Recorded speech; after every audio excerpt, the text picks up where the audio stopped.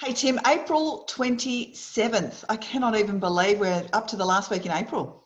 Unbelievable, isn't it? I And know. we seem to have squeezed a fair bit into April to date. And my suspicion is that May is going to present similar, if not larger, challenges. But anyway, Yeah, different probably challenges in May. At least, certainly the beginning of April, we were in absolute chaos, not really understanding the implications of everything. But I think we're getting a bit clearer on everything. And to that end, we have received the regulations for the commercial code.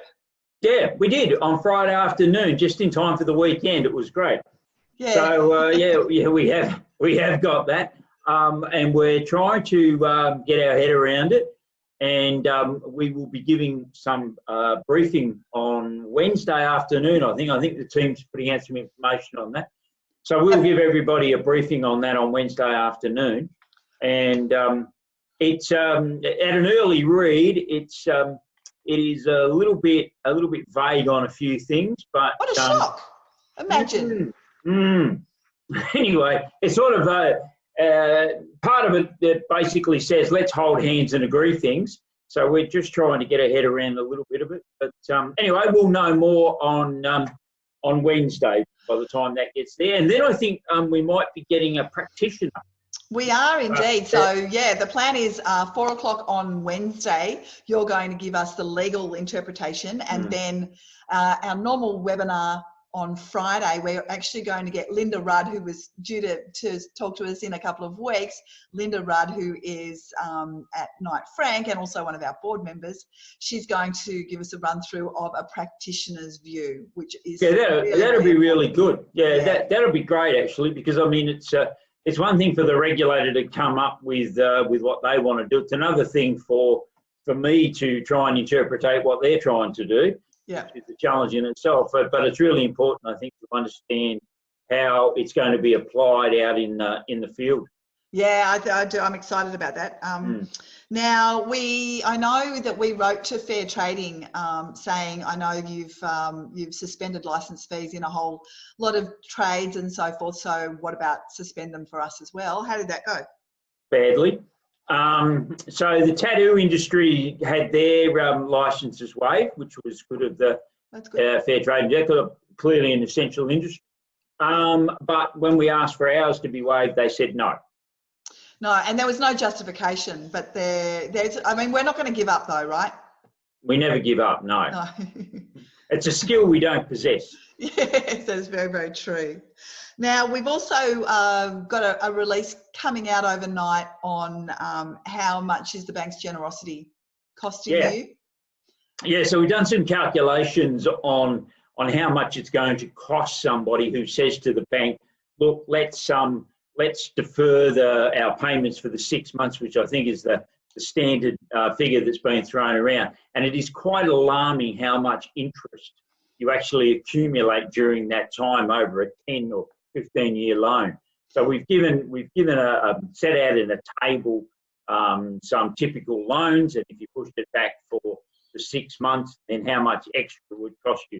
And what we're trying to do there is to demonstrate that with the government, the landlord, and the bank, whilst everyone is out there congratulating themselves, it's only the landlord.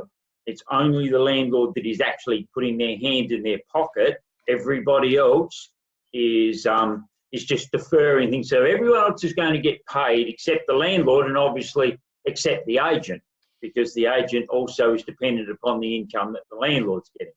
So they're the only people that are making any actual contribution. Yeah, so it's really important for a few reasons. Firstly, before you make a decision to defer any mortgage payments, you need to be clear on what that actually means for you. And I know some of us will have absolutely no choice. We will have to do it. But we really want to put some pressure on the banks to, they are sort of saying they're making themselves out to be heroes, but in fact, they haven't really given away very much. They've just deferred revenue and extended loans and all of that sort of thing. So when you say they haven't given away very much, they haven't given away a single solitary penny. Yeah, okay. And to the end of the lot of the landlord, we are also drafting some letters that agents will be able to send out to their landlords. Do you want to talk us through that? Yeah, so I'm in the latter stages of drafting an open letter to give to agents that they can then forward on to their landlords should they choose to, and also a pro forma letter that the landlord can adopt as their own. And we're going to use some technology which eludes me, but I am assured by my team that it can be done. And the landlord will be able to, if they choose, adopt the letter that I've drafted for them. I'll send that off to the Premier and also to their local member, letting them know that, hey, I'm a landlord and I vote. So essentially, because I think, unfortunately, landlords have been very, very much overlooked in all of this. So I think we need to have a voice, and we're going to try and give the landlords their voice. Yeah, I think it's really important, and people should remember that the campaign up in Queensland, it was a pretty tough lack of package that the government came out with, and the landlords and the industry, under the guidance of the REIQ, did an incredible job. And there was something like 60,000 letters that went to the Premier, and as a result, they overturned a lot of the intention of what they were going to do. So absolutely, it's really, really important to remember Parliament's going back on May 11. To relook at the support for landlords and tenants. So we do need everybody to get behind this campaign, and we'll have correspondence out to all of the agents within the next couple of days, right? That's correct. We certainly will. We're having it out there, and I'd encourage everybody to do it. I mean, it's exactly what you said. I mean, it's the power of the numbers. So if everyone gets behind this. And one important date, Leanne, is the 11th of May. So we need to make sure that all of that is done. I know it doesn't give us a lot of time, but everybody to get their letters in and to make their local members aware, and also the Premier aware, in the same way that our friends at REIQ did, so that we can say, you need to start and identify that we've got problems as well. We've been the landlords. Yeah, absolutely. All righty. So our next update, we're not going to do another one on Tuesday of this week. No. We're going to do a commercial webinar on Wednesday. But if there's we're not expecting any major changes between now and then, but of course. Don't say that. Don't.